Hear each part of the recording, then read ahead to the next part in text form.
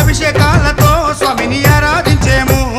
పూలు పళ్ళు తెచ్చి స్వామికి పండుగ పెట్టేము అభిషేకాలతో స్వామిని ఆరాధించేము పూలు పండ్లు తెచ్చి స్వామికి పండుగ పెట్టేము 108 18 మెట్లకు పేట తుల్లియాడి